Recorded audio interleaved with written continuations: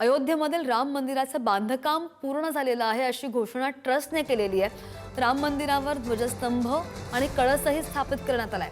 पंतप्रधान नरेंद्र मोदी 25 नोव्हेंबरला ध्वजारोहण करणार आहेत। एका ऐतिहासिक घोषणेमध्ये श्री राम जन्मभूमी तीर्थक्षेत्र ट्रस्टनं अयोध्येमधील श्री राम जन्मभूमी मंदिराशी संबंधित सगळं बांधकाम पूर्ण झाल्याचं जाहीर केलंय।